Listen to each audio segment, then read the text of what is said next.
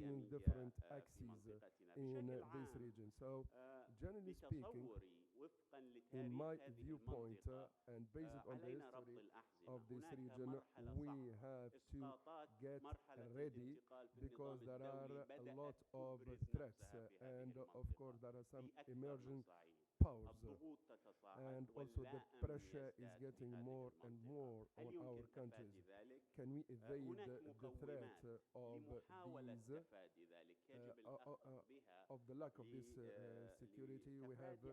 We have at least to pave the way to evade such threats in the common future. باللا أمن وعدم الاستقرار.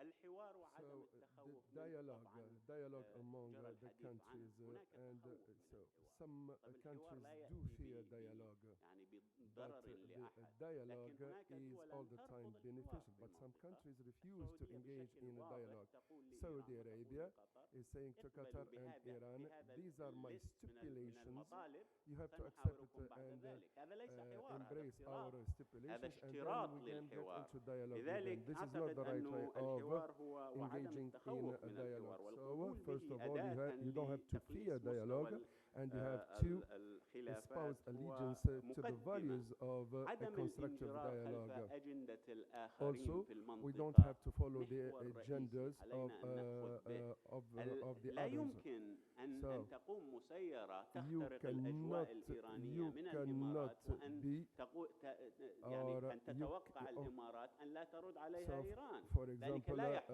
هذه مرحلة تتسم بعدم the الاستقرار. United Emirates, for الانجراف example, خلف أجندة cannot الآخرين contravene لا the يخدم world مصالح treaties دول with Iran المنطقة. and then ذلك expect Iran واضح not to بالنسبة intervene in their affairs and vice للإيرانيين، versa. وأعتقد أنه واضح And I للكثيرين believe في also المنطقة. this is crystal clear for محاولة everybody. إدراك Also, الهموم الأمنية also we والاستراتيجية have للآخرين. to take هناك into الكثير account what من is الكلام عن happening. There is التهديد a lot of الإيراني. ما هي speech about مقومات the السياسة Iranian الإيرانية في threat. المنطقة؟ What are the هل bases هي of this threat in Iran? لفرض هيمنتها على المنطقة؟ Is it طب the case السياسة الإيرانية Iran wants اتسمت to dominate بالاستمرار this تقريباً منذ region, 40 عام. but Iran has got a الأساس لهذه policy, السياسة or هي هموم إيران الأمنية they have إزاء been الولايات consistent المتحدة in كما their طرح policy. يوم They, أمس they have always said that they are أماكن building this أخرى military أيضاً. power to القضية face أنه the threat هناك of the Americans for قلق 40 years. استراتيجي. So هناك there is هموم a أمنية sort إيرانية of هي التي lack of تبني سياسة confidence إيران among the الإقليمية. countries,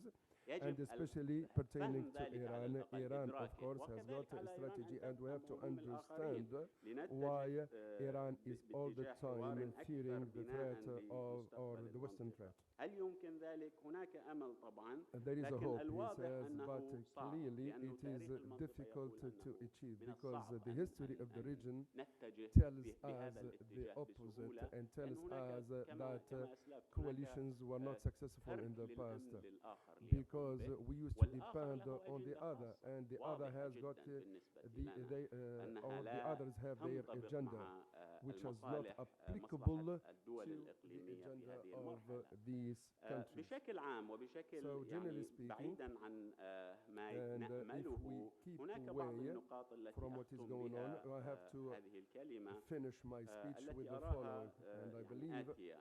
أولا First صراع of all, المحاور سيستمر. So the conflict هذا between the الصراع different هناك coalitions ثلاثة is محاور going في to منطقتنا. go on. There are three محور coalitions, he المقاومة says. طبعا واضح Okay, المعالم، وهو we have الأقل the سيولة. يعني هناك resistance, ثلاثة the axis ميزات of لكل resistance محور. أولا in the region. السيولة، المحور And المقاومة so الأقل سيولة for على مدى السنوات and الماضية. as he says, there is منظومة the axis القيمية of التي يتسم resistance بها هذا and المحور. the values أيضا of this واضحة axis المعالم، وهناك امتداد شعبي لهذا and of this المحور. coalition, and this coalition has got a large basis of people. The second الذي يدعو coalition بالبعض is political أيضاً or تراجع Islam, بعد سقوط الرئيس and مرسي after في Morsi مصر، has لكنه passed عاد away, للتماسك إلى the حد ما influence, بعد but after حصار Morsi قطر. has passed away, the أعتقد influence أنه مستمر of the brotherhood تماسكه ideas are not as strong as they used to be. They have their own values also. This is the second coalition, he says, political Islam. And of course, they have a large basis of people in the country. And the third coalition is the traditional coalition that we are used to, and which is derived from the strength of the United States of America.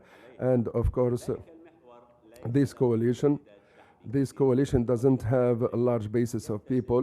This coalition that is based on the coalition with the United States of America. So he's talking about the value system of this coalition with the United States of America is not crystal clear and is not well embraced by the people in the region. The second point that I want to finish with,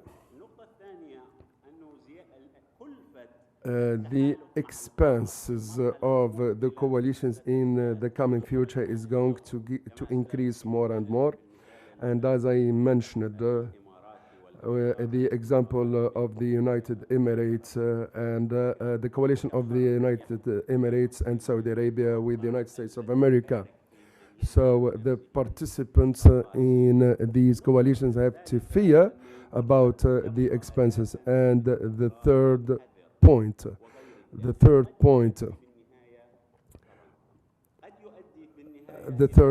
in the third point, I would like to say that a good coalition might lead to some security, to some relative security, but I'm going to give you some examples.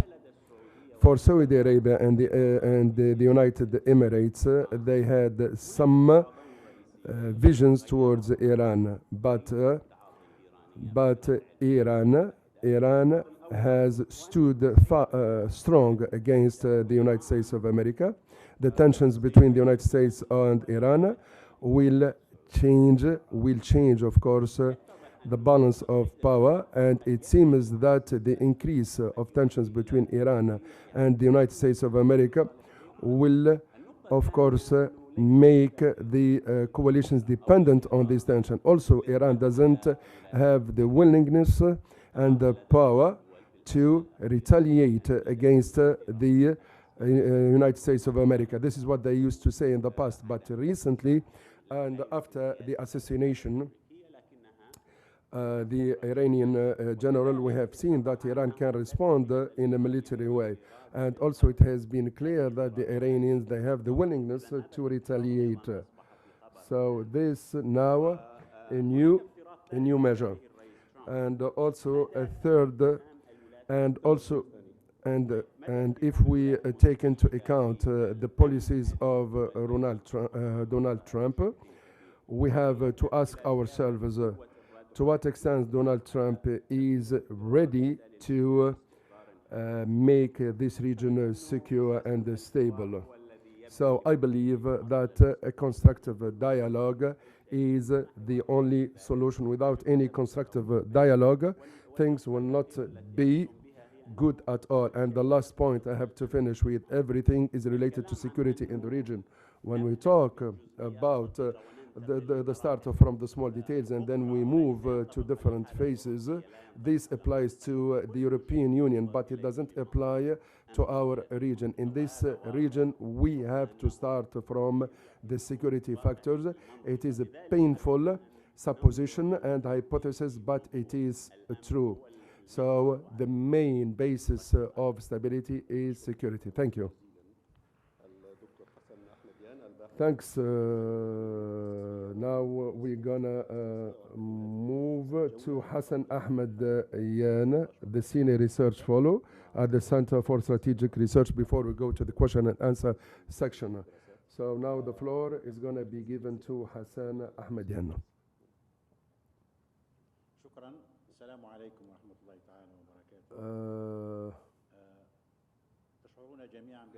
You might feel that our task is somehow difficult because we are here to review the literature pertaining to security and stability in this country, and we are dealing with, and here of course I remember Kant, the philosopher, and the United Nations. So, of course, the United Nations was based on the ideas of Kant, but generally speaking, the United Nations was not able to establish security if a philosopher of Kant was not able to put into practice his ideas.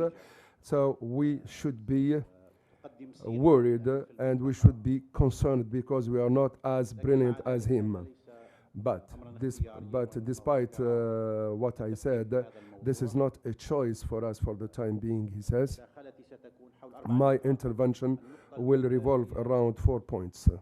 The 4 points about the review of the failures in the past. And I will talk about the international level, the United States of America, which after the Second World War and after Britain decided to stop colonizing some countries, of course, in Egypt and in other countries, and Iran after 1979, which has a different viewpoint toward stability and security in this country. And also, we will talk about the era of Saddam Hussein and Iraq, and how Saddam and his regime didn't predict what could happen or didn't assess the real threats. And then I will talk about some alternatives and some initiatives that might find or that might pave the way for better stability. So the previous failures, the lacks in the current situation, but this will lead, after all, to a sort of a lack of optimism. But politically speaking, and as we may be aware, we all the time attempt and endeavor to lessen the negative effects. So this is a highly complicated situation. Kant, the philosopher Kant, didn't find solution, let alone the layman.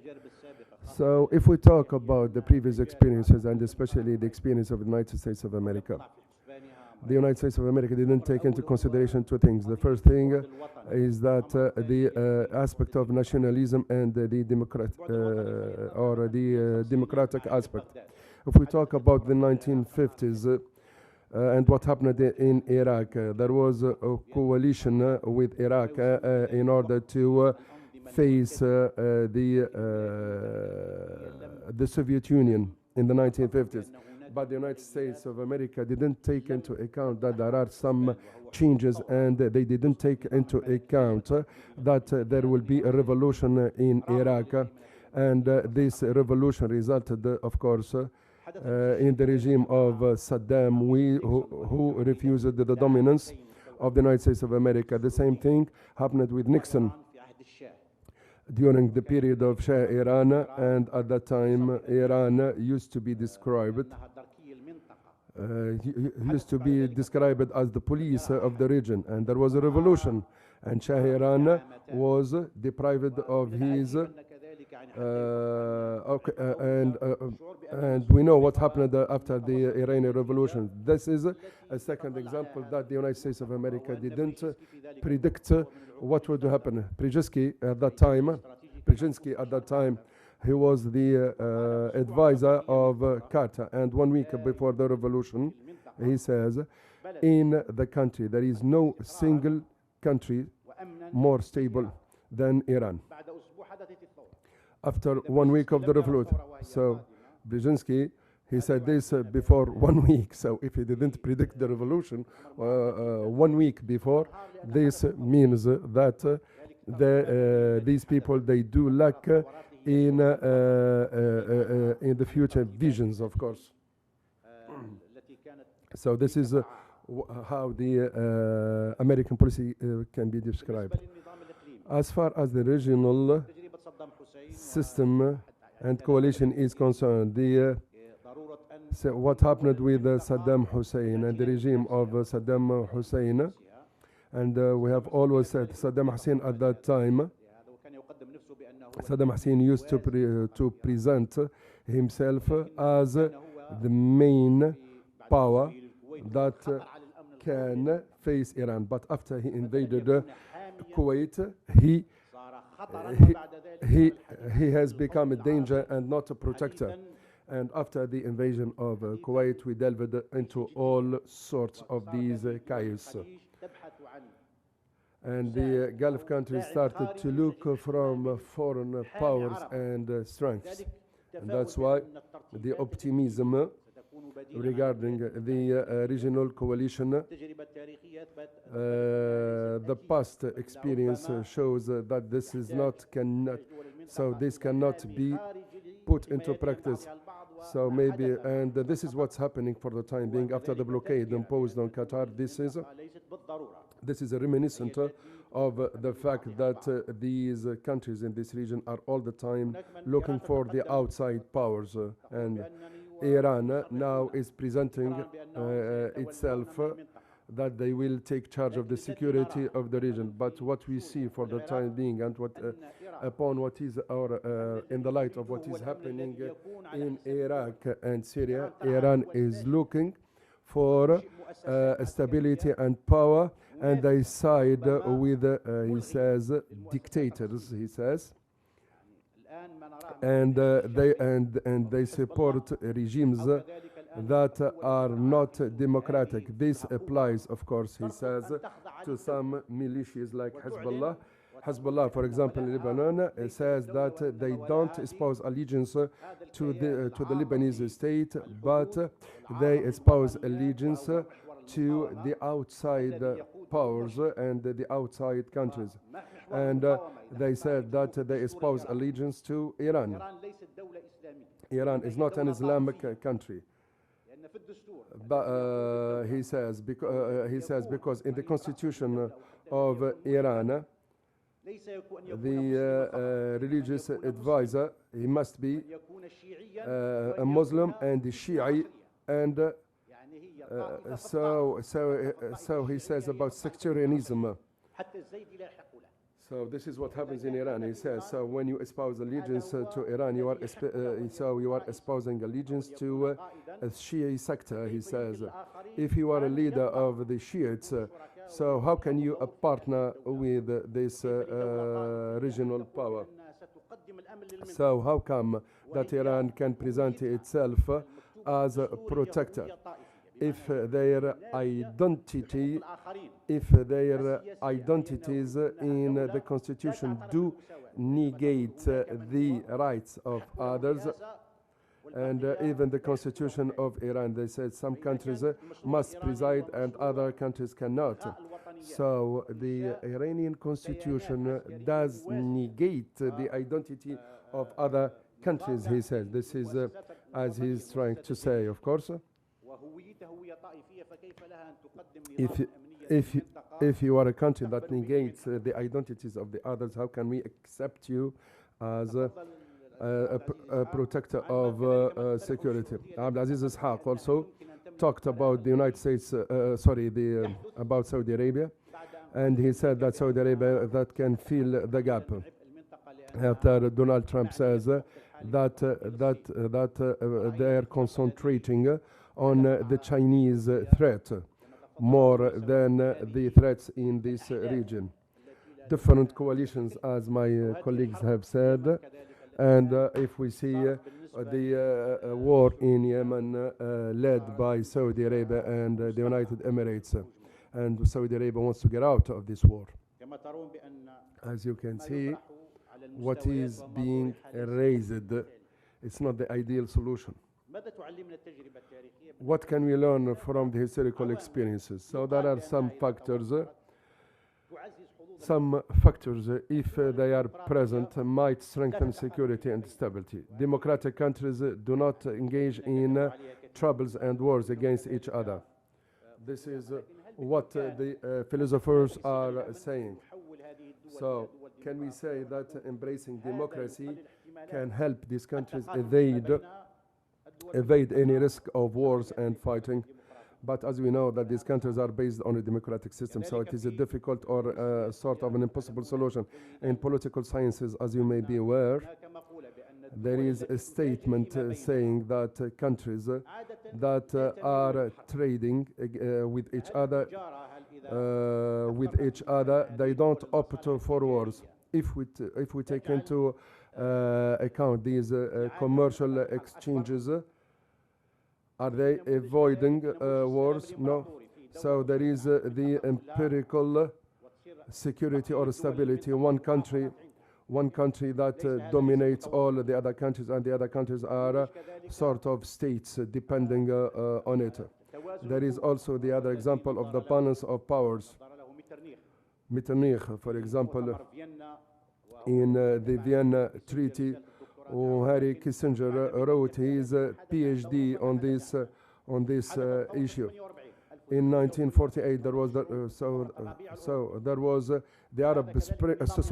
Let's say the spring of the Europeans in 1948, and Kissinger, of course, got his inspiration from the Vienna Treaty before the revolution.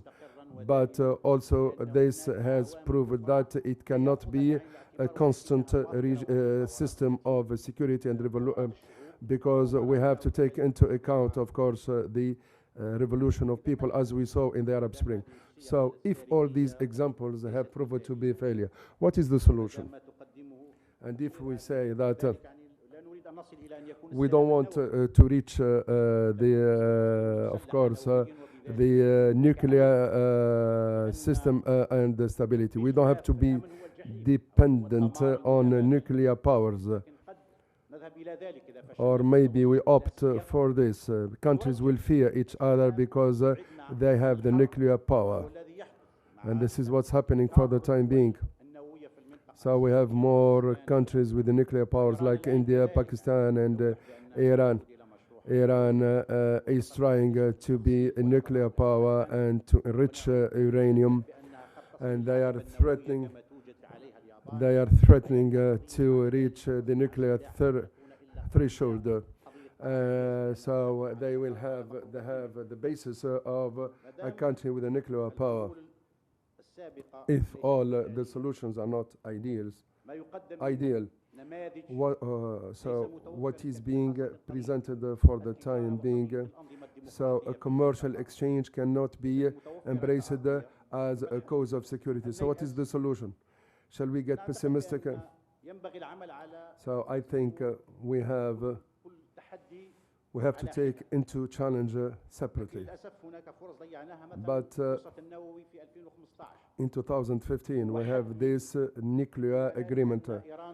And in 2015, to lessen the possibility of Iran becoming a nuclear power. But Saudi Arabia and Emirates were against the attempt. So what is happening now? We didn't stop Iran from becoming a nuclear power, and we didn't limit the powers of Iran. So that was a mistake by Saudi Arabia and Emirates, because they were against with any deal with Iran. When Soleimani was assassinated, Netanyahu says, we don't have anything to do with the assassination. But when Iran started to threaten them with war, he says, we have nothing to do. So is the United States of America a solution? Keeping away from the United States of America, is it a solution? Japan chose to be protected by the United States of America, and they were successful because the United States of America took charge of their protection, and they were able to develop economically. Turkey is another example. So when you have a protector, they take charge of your security expenses, and you take charge of your economic development. But in these countries, it is the opposite. So your time is over. Even Iran, in their strategy, they says we have to get the United States of America out. But historically speaking, they cooperated the United States of America in the war in Afghanistan. Had it not been for the United States of America in the region, Iran would be under the pressure of Taliban and Saddam Hussein. So normally Iran must thank the United States of America because they provided them with more stability and of course with the invasion of Iraq. So if Iran says that the military troops of the United States of America to get out of the region, but this goes counter to history of what happened with Iran. So what are the alternatives? And the alternatives for the time being, Russia and China. Democracy in Russia is somehow absent, and you might expect a revolution in Russia and in Russia, he says. So thanks a lot to Mr. Hawas Taqiyya. So now we're gonna give the floor to the question and answers. So we're going to give the floor, of course, to our colleagues to ask questions, if you have any questions.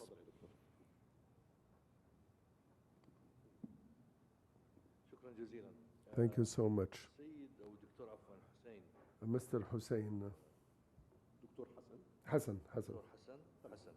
Mr. Hassan Ahmedian. Dr. Hassan talked about Iran, and he came from Iran. And he knows what's going on in Iran. I have to ask him a question. We are in the third phase of the Arab Spring, and maybe this will lead to more changes and in the region. How do the elite, how do the intellectual elite in Iran view this wave of changes or these revolutions and changes in Iraq and Lebanon? And this is taking place in the Shiite regions. Yesterday they have burned the photos of Soleimani and al-Muhandis, and they are asking for Iran to get out of Iraq. And today there has been an increase in the people's revolutions in the south of Iraq. How do the intellectual elite in Iran envisage what is going on in Iraq for the time being? And this is a strong message to Iran.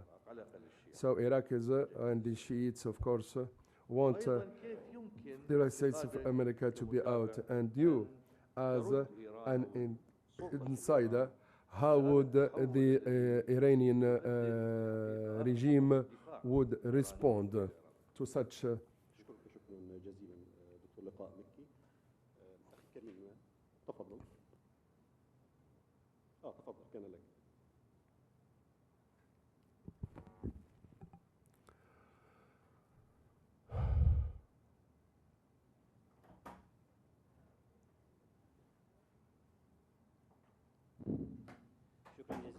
Thank you so much, Mr.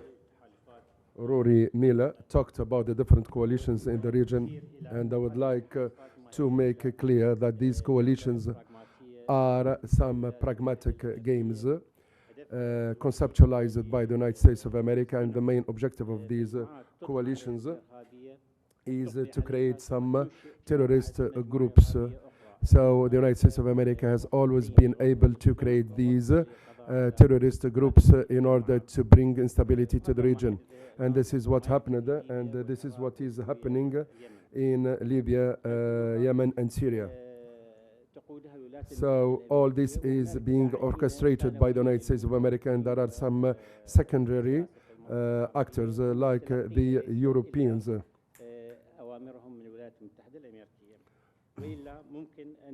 So we have to ask two questions. Why all these acts are taking place in the Arab region? Secondly, who is paying the expenses of these acts and actions, starting from what is happening in Yemen and Syria? As far as Abdulaziz al-Ishaq is concerned, I don't think that the West is afraid of what is going on in the region, and I'm dead sure that the West and the United States of America are selling weapons to the countries in the region in order to protect the United States of America, not to protect these countries in the region. As far as Iran is concerned, as an agitator in the country, I believe this is a wrong conceptualization and a wrong assumption.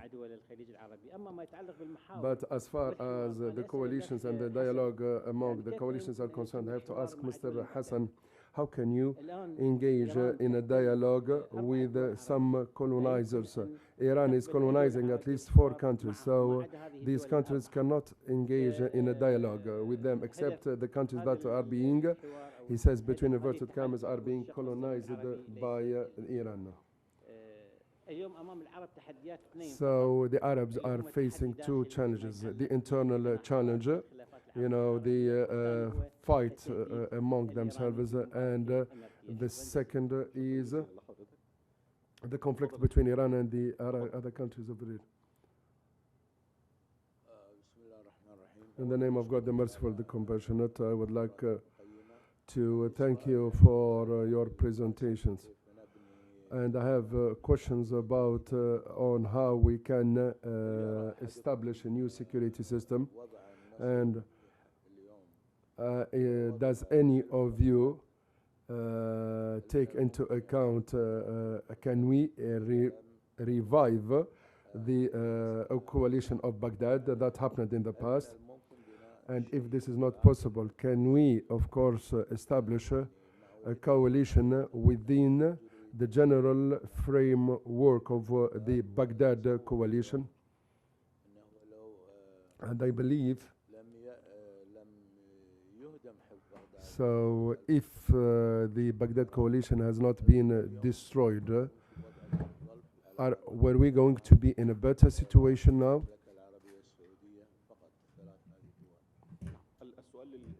The question is being addressed to everybody. Thank you so much. So let's now give the floor to our participants in order to answer the questions. So you have many questions regarding of what is going on now in Iraq and how the elite in Iran responds to such issues. I have observed that in the different dialogues and the speech revolving around Iran, we all the time focus on the outcomes but not on the process, saying that Iran is protecting some dictators in the region. This jumps to conclusion. So there are countries that have intervened in the affairs of Syria and have destroyed Syria.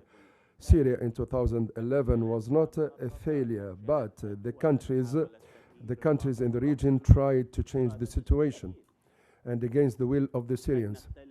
We might differ in our viewpoints and the willingness of the people, but this is something different. But we have to be specific that some countries intervened in the affairs of Syria before even Iran got involved. This is the same is true of Iraq and Lebanon.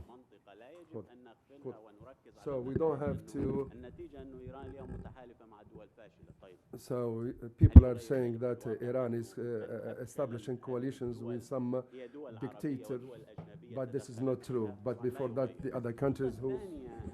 The other issue, the second aspect, USA, of course, took out Iran from the context of Taliban and Al-Ba'ath party of Saddam. This is also a result. The reality that Iran was at the top of priorities of USA as a targeted country. Iran changed this reality as USA was on both borders of Iran, and Iran has always, or USA has always rejected dialogue with Iran under the umbrella of what was called earlier the ground bargain or Safqa al-Kubra. So USA rejected that initiative. Therefore, the initiative is different, and the result is completely another one because, or due to the policies of Iran in the region. Of course, we cannot say that there was a cooperation between Iran and USA. There was a coordination with regard to fighting ISIL, but does this mean that there was a direct coordination between both? I don't think so, but there was a joint interest and common interest of USA and Iran regarding the issue whether Iran a sectarial state or not. Anyone or everyone has his own point of view, but actually the constitution does not establish a reality. It is rather a result of reality. In Egypt, you have a majority and a minority regarding or according to the constitution. The president needs to be Muslim. So does this change the issue? I don't think so. So in Egypt, there shall be no non-Muslim president. Actually, the constitution comes as a result of reality on the ground. It's not actually the foundation, or it's not. We are running short of time. Could you answer the other questions regarding Iraq? Of course, the crisis is a result of corruption and mismanagement, and also the external intervention in Iraq. There is also deep division. Some in Iraq support Iran, and others also support USA. In Iran, the majority think that the majority in Iraq support Iran. If Iraqis had to choose between Iran, and the USA, of course, everyone will choose Iran. This might be, a mistake, but I think that this is also the result of many polls. But in general, look, the mourning of the victims of the American bombing of Baghdad airport. The ceremony started in Iraq before Iran. There is a large popular support for Iran. So in general, this is actually the vision. Doctor, the last question, so we can conclude. How can there be a dialogue with a country colonized by Iran? Well, this is a vision put on the table by some. I have no comment on that. I don't think that this is true to say that Iran is a colonial power. But let us say that the relationship between Iran and its neighbors is actually a relationship of partnership and alliance. Let me go to Rory Mullah. You had more than one question. Why all these events and incidents taking place in the region, and who's paying the price for that? In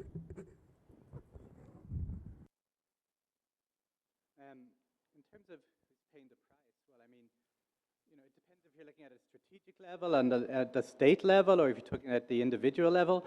I mean, the turbulence in this region is invariably going to impact most on those most vulnerable actors, and whether they're on the intrastate level outside the elites, or whether they're the smaller actors and the subordinate actors inside the regional system. But in terms of what the first speaker said, in terms of the U.S. role in creating these coalitions that I mentioned, and who's paying for it, well, I think all of these actors are driven by their own national interests, but they're also constrained by their power and their capabilities in order of achieving them. And the U.S. as an external actor with its own national interests has taken advantage of that, not just now, but for many decades. And in terms of paying for them, it has been very common over the last 40 years, and it was very clear from the time of Saddam's invasion of Kuwait that the role that the United States did, whether it was pursuing its interests independent of the local actors, or both at the same time, which happens sometimes, was that the local actors would provide the financial footing for this role. So I don't think there's much newness in that particularly. And then the issue in terms of the Baghdad coalition, I think the gentleman speaking about the Baghdad Pact in the 1950s, is that correct? The Baghdad Pact? Yeah, okay.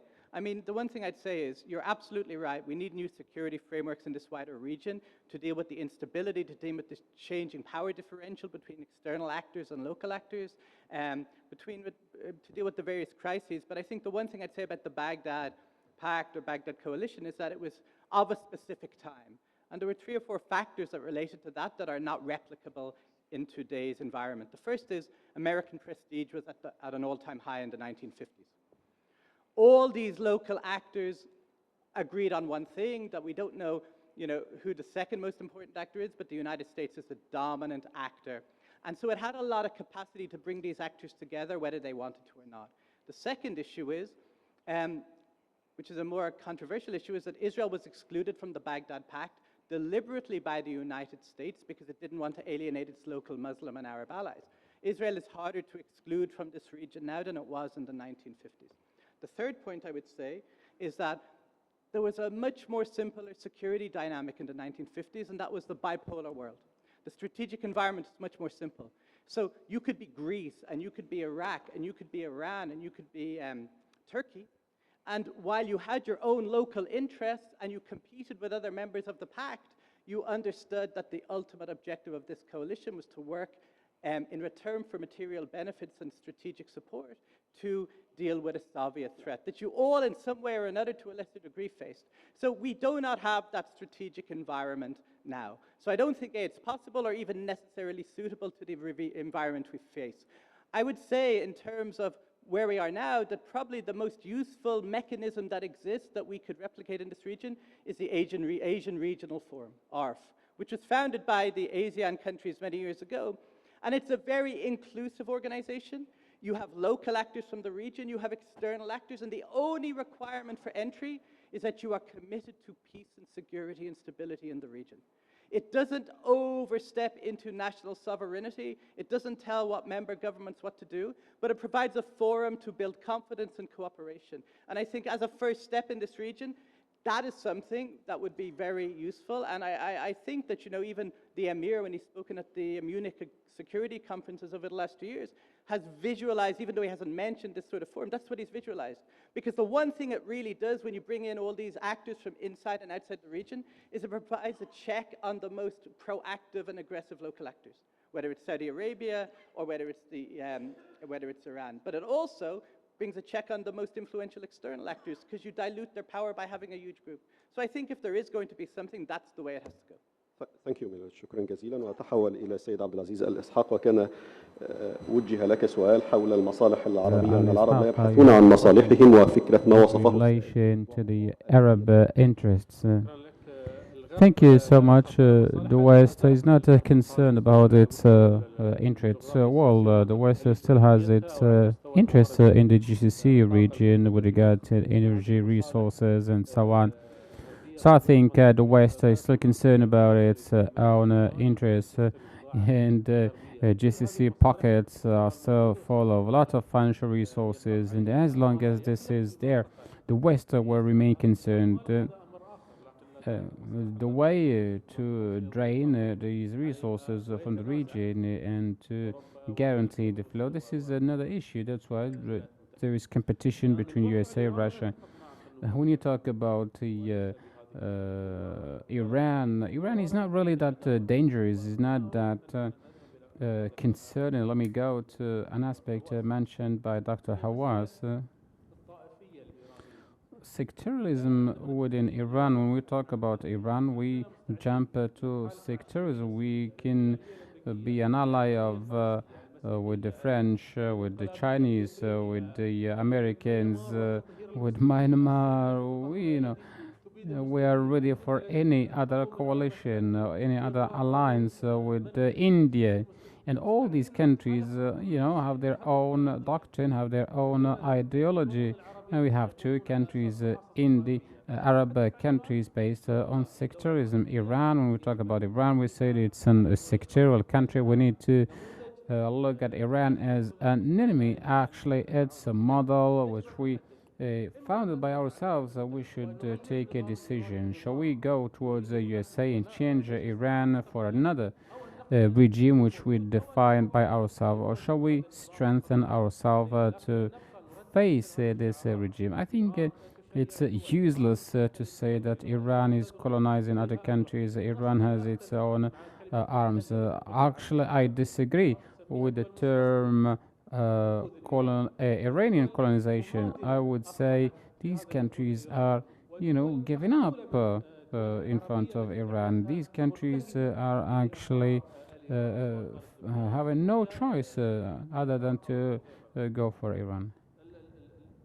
المشكلة في الوطن العربي في الدول العربية The biggest challenge in the Arab region is actually the fact of marketing this narrative of sectarianism in Iran, because in the Arab area we have the Amazigh, the Kurds, and so on, and also many of the GCC countries. The original population is not Arabic, and that's why they are trying to market this narrative, and they want to deprive the populations from their non-Arab roots. The other question.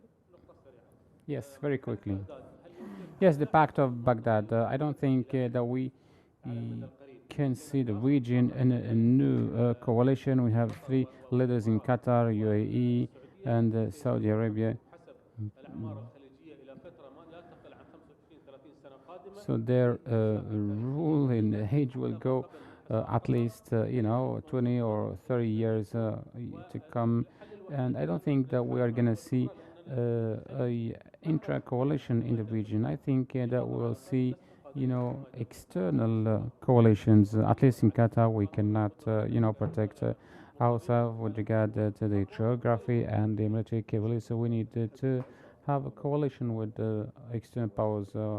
Let me ask also Mr. Hawas Taqiya, how can we establish a coalition which is more or less similar to the Pact of Baghdad?